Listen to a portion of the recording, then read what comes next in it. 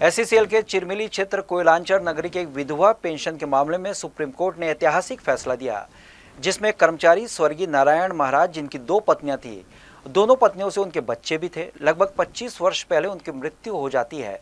जलाराम महाराज की मृत्यु के उपरांत उनकी पत्नी के द्वारा पेंशन की सुविधा लेने के लिए चिरमिली के मुख्यालय में आवेदन प्रस्तुत करती है, लेकिन हिंदू लॉ के मुताबिक एक पत्नी के रहते दूसरी शादी करना असंवैधानिक माना जाता है तथा पेंशन और अन्य सुविधाओं से दोनों पत्नियों को वंचित रहना पड़ता है।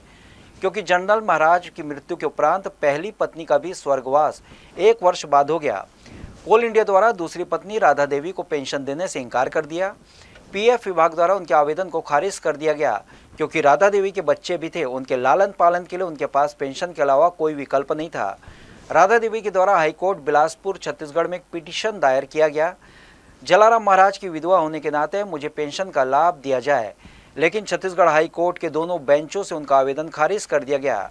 राधा देवी ने सुप्रीम कोर्ट का दरवाजा खटखटाया, जब सुप्रीम कोर्ट ने राधा देवी के पक्ष में ऐतिहासिक फैसला देते हुए आदेश दिया कि क्योंकि राधा देवी नारायण महाराज के अंतिम समय में सेवा की तथा उनसे बच्चे भी थे, इसलिए राधा देवी का पेंशन चालू किया जाए और बकाया राशि का भुगतान से एरियस उन्हें दिया जाए। 23 साल की लंबी लड़ाई के बाद अंततः एरिया से पेंशन का भुगतान चालू हो गया। चिरमिली क्षेत्र के कामगार थे स्वर्गीय जय नारायण महाराज, उन्हीं का एक केस था और उनकी मृत्यु के बाद उनकी 2 पत्नियां राधा देवी और राम सवारी देवी 2 पत्नियां थीं और जो नियम था चला आ रहा था, उसकी वजह से उन्हें किसी प्रकार का पेंशन का कोई लाभ उनको नहीं मिलना था। इस पर हमारे संघ ने बड़ा प्रयास किया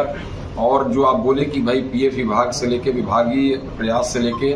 हाईकोर्ट में, माननीय हाईकोर्ट में भी हम लोगों ने याचिका लगाई थी और उसके बाद वहां भी याचिका खारिज होने के बाद माननीय सुप्रीम कोर्ट में हम लोगों ने इस प्रकरण को ले गए और वहां से माननीय सुप्रीम कोर्ट के द्वारा एक ऐतिहासिक फैसला दिया गया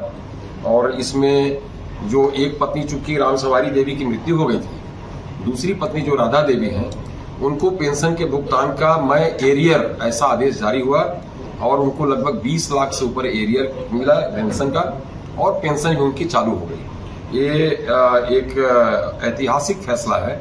और उसमें इस प्रकार के कई प्रकरण, खासकर एसईसीएल में 2 पत्नियों के संबंध में नौकरी या और अगर दूसरे परेशानियां आती हैं, उन सबों में ये फैसला एक मील का पत्थर साबित होगा और हम माननीय न्यायालय का, माननीय सुप्रीम कोर्ट का बहुत बहुत आभार व्यक्त करते हैं कि एक बहुत सही फैसला, जिससे एक बेवा को